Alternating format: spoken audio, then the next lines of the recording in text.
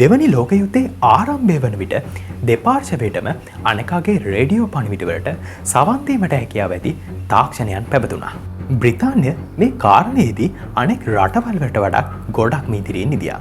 නමුත් ජපානු නාසි හමුදාවන් භාවිතා කරපු එක්තරා රහස්කේත කරන පණිවිඩ හෝමාරු ක්‍රමයක් නිසා මිත්‍ර පාර්ශවයන් අතට මේ පණිවිඩ ලැබුණත් ඔවුන්ට ඒවායේ අර්ථය කියවා ගැනීමට හැකියාවක් තිබුණේ නැහැ. මේ නිසා ජර්මනියට පුළුවන්කමක් ලැබුණා සෑම ප්‍රහාරයකදීම මිත්‍ර පාර්ශවයන් විශ්මයට පත් කරමින් උපරිම වාසියක් ලබා ගැනීමට. මේ නිසා යුද්ධයේ ආරම්භයේදීම ඔවුන් ඉතාමත් ප්‍රබල මට්ටමක ඉදියා. ඔවුන් පණිවිඩ කේතකරණය සඳහා භාවිතා කරපු උපකරණය තමයි එනිග්මා යන්ත්‍රය විදියට හඳුන්වන්නේ. එනිග්මා යන්ත්‍රය කියලා කියන්නේ පෙනුමේ ටයිප්‍රයිටර් එක පෙනුමට සමාන පෙනුමක් තියෙන කුඩා උපකරණයක්. මේක පිටතින් බැලුවම පේන්න තියෙන්නේ ටයිප්‍රයිටර් එකක වගේ අකුරු ටයිප් කරන්න කීස් 26ක් තියෙන කීබෝඩ් එකක් සහ එක් අකුරට අදාළව දැල්වෙන බල්බ සහිත ලෑම්ප් බෝඩ් එකක්. හැබැයි විශේෂම දේ තමයි ඔයා කොයි වෙලාවකවත් ප්‍රෙස් කරන අකුරට අදාළ බල්බ එක නෙවෙයි පත්තු වෙන්නේ. ඒ වගේම ඒ බල්බ එක අනුමාන කරන්නත් බැහැ. ඉතින් මේ විදියට පත්තු වෙන බල්බ් වලට අදාළ අකුරු වලින් තමයි මේ පණිවිඩය ලියලා මෝසඤ්ඤා භාවිතා කරලා යවන එක සිද්ධ කරන්නේ. ඉතින් මේ විදිහට මේ එනිග්මා යන්ත්‍රය භාවිතා කරලා මේ පණිවිඩ එන්ක්‍රිප්ට් කිරීමේ හැකියාව පවතිනවා.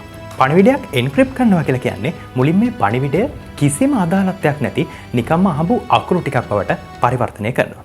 එහෙම පරිවර්තනය කළා ඒ පණිවිඩය යැවිය යුතු පුද්ගලයා වෙතට යැවීම සිද්ධ කරනවා. ඉතින් නිවැරදි පුද්ගලයා අතර මේ පණිවිඩය ලැබුණාට පස්සේ එයාට පුළුවන්කමක් තියෙනවා එයා ගාව තියෙන නිශ්චිත විකේතන ක්‍රමවේදය භාවිතා කරලා මේ පණිවිඩය හරියටම කියව ගන්න. හැබැයි අපි උපකල්පනය කරමු මේ පණිවිඩය යවන අතරතුරදී තුන්වෙනි පාර්ශවයකට මේ පණිවිඩය ලැබුණයි කියලා. හැබැයි ඒ තුන්වෙනි පාර්ශවයට පුළුවන්කමක් ලැබෙන්නේ නැහැ මේ පණිවිඩය කියවන්න. ඒකට හේතුව වෙන්නේ එයා ගාව මේ වෙනකොට නිශ්චිත විකේතන ක්‍රමවේදය නොමැති වීම.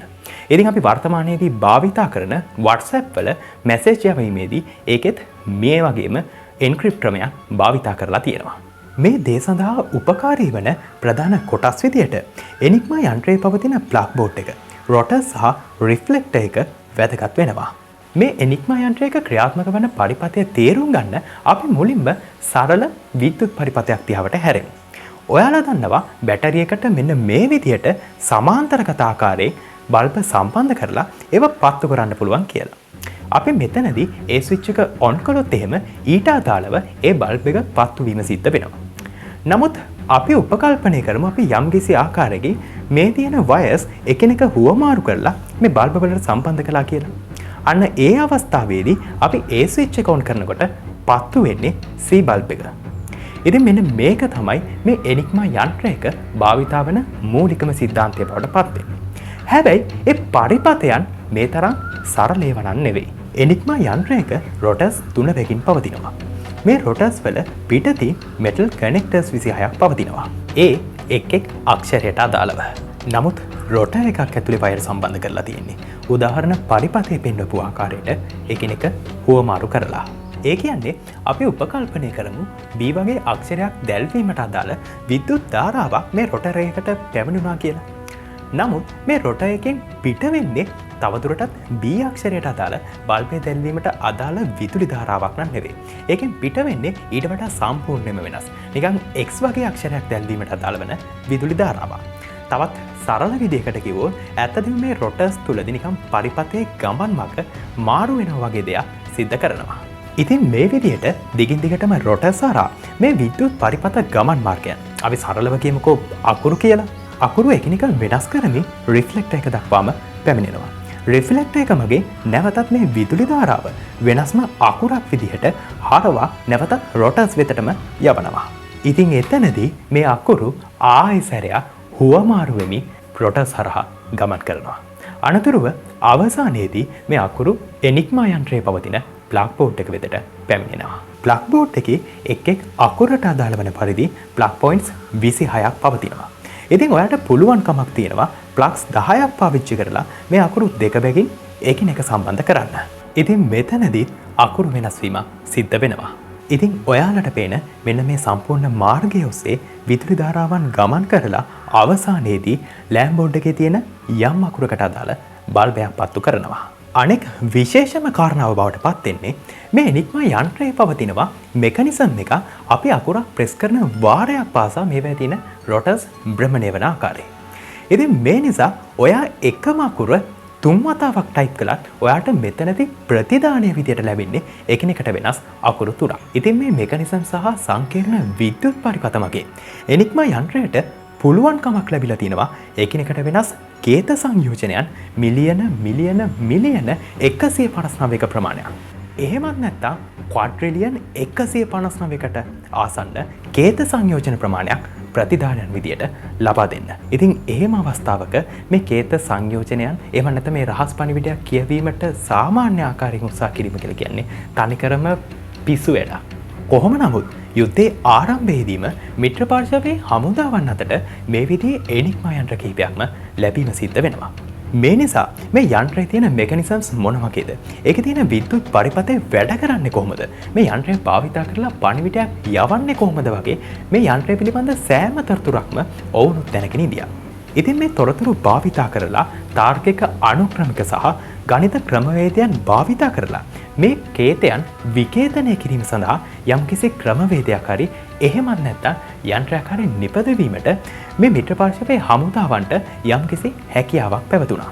නමුත් ගැටලුවකට තිබුණේ ජර්මන් හමුදාව සෑම දිනකම රාත්‍රී 12ට මේ එනිග්මා යන්ත්‍රවල රොටර්ස් වල පිහිටීම සහ ප්ලග් බෝඩ් එකේ සැකැස්ම වෙනස් කර ගැනීම. මේවා වෙනස් කළ යුතු ආකාරය දක්වන පත්‍රිකාවක් මාසිකව මුද්‍රණය කරලා සෑම එනිග්මා යන්ත්‍ර ක්‍රියාකරුවෙකු අතටම ලබා දීලා තිබුණා. මේ නිසා මේ පත්‍රිකාව මිත්‍ර පාර්ශවයේ හමුදාවන් අතට කිසිම ලෙසකින් ලැබීමට ඉඩ නොලැබෙන ආකාරයට කටයුතු කරන්න මේ ජර්මන් හමුදාවන් ප්‍රවේශම් වුණා. ඒ වගේම යම්කිසි අවස්ථාවක මිත්‍ර පාර්ශවයේ හමුදාවන් අතට මේ පත්‍රිකාවක් පත් වුණොත් හරි එහෙමත් නැත්නම් ඔවුන් එනිග්මා යන්ත්‍රයක සැකැස්ම අනුපිළිවෙල උපකල්පනය කළොත් හරි එයාලට ලැබෙන වාසිය ඉතාමත් සීමිත කාලයකට පවතින වාසියක් බවට පත් වුණා. මේ නිසාම ගොඩක් දෙනෙක් විශ්වාස කළේ මේ එනිග්මා කේතය කවදාවත්ම බිඳින්න බැරි වෙන කේතයක් වෙයි කියලා. නමුත් අවසානයේදී ඉතාමත් දක්ෂ ශුද්ධ ගණිතඥයෙක් වෙච්ච ඇලන් ටියුරින් ප්‍රමුඛ බ්ලෙච්ලි උද්‍යාන කණ්ඩායම විදියට හඳුනගන්න විද්‍යාඥයන් පිරිසට මෙම කේතයන් විකේතනය කළ හැකි යන්ත්‍රයක් නිර්මාණය කිරීමට හැකියාව ලැබෙනවා. එනිග්මා යන්ත්‍රය කොච්චර සූක්ෂම වුණත් එහිත් දුර්වලතාවයන් කිහිපයක් පවතින බව මේ කණ්ඩායම නිරීක්ෂණය කරනවා. ඒ තමා මේ එනිග්මා යන්ත්‍ර මගින් කිසිම අවස්ථාවක Tamanට ආදානය විදියට ලබා දුන්න අකුරක් ප්‍රතිදානය විදියට ලබා දීමක් සිද්ධ කළේ නැහැ. ඒ වගේම මේ එනිග්මා යන්ත්‍රයේ පැවතුණු රිෆ්ලෙක්ටර් එක මගින් මේ කේතානුපිළිවෙලට යම්කිසි තාර්කික භාවයක් ලබා දීලා තිබුණා. මේ නිසා ඒවා 100%ක්ම අහඹු කේතයන් පමණක් නුනේ නැහැ. ඒ වගේම මේ කණ්ඩායම මීට පෙර විකේතනය කරපු පණිවිඩ ඇසුරෙන් නිරීක්ෂණය කරනවා මේ පණිවිඩවල යම් යම් වාක්‍ය ඛණ්ඩයන් එහෙම නැත්නම් වචනයන් නැවත නැවතත් යෙදිලා තියෙනවා කියන එක. උදාහරණයක් විදියට මේ සෑම එනිග්මා කේතයක්ම අවසාන වීම සිද්ධ වුණේ හේලි හිට්ලර් කියන වාක්‍ය ඛණ්ඩයෙන්. ඒ වගේම ඔවුන් නිරීක්ෂණය කළා කාලගුණ වාර්තාව. එහෙම නැත්නම් වාර්තා කිරීමට කිසිවක් නැත වගේ දේවලුත් මේ පණිවිඩවල නැවත නැවත යෙදිලා තියෙනවා කියන එක. ඉතින් ඇලන් ටියුරින් සහ ඔහුගේ කණ්ඩායම මේ තියෙන දුර්වලතාවයන් හොඳින් අධ්‍යයනය කරලා ඒවත් උපයෝගී කරගනිමින් ඉතාමත් සංකීර්ණ තාර්කික අනුපිළිවෙළවල් සහ ගණිත ක්‍රම භාවිතා කරලා මේ එනිග්මා කේතයන් විකේතනය කරන්න පුළුවන් යන්ත්‍රයක් විදියට බෝම්බේ යන්ත්‍රය නිර්මාණය කරනවා. දෙවන ලෝක යුද්ධයේ අවසානය වන විට මේ යන්ත්‍රයට පුළුවන්කමක් ලැබෙනවා ලබා දුන්න කේත අනුපිළිවෙලකට අදාළව එනිග්මා යන්ත්‍ර සැකැස්ම හඳුනාගෙන විනාඩි 20ක පමණ කාලයක් ඇතුළතදී සම්පූර්ණ පණිවිඩයක් විකේතනය කරන්න. කොහොම නමුත් මිත්‍ර පාර්ශවයන් මේ බොම්බේ යන්ත්‍රය පිළිබඳ තොරතුරු ඉතාමත් රහසිගතව පවත්වාගෙන ගියා. මේ නිසා දෙවනි ලෝක යුද්ධය අවසන් වන තෙක්ම ජර්මනිය දැනගෙන හිටියේ නෑ එයාලගේ මේ එනිග්මා කේතය බිඳ වැටලා තියෙනවා කියන එක. ඒ වගේම ගණන් බලලා තියෙන විදියට දල වශයෙන් මේ බොම්බේ යන්ත්‍රය නිසා ජීවිත මිලියන 21කට ආසන්න ප්‍රමාණයක් ආරක්ෂා වෙලා තියෙනවා.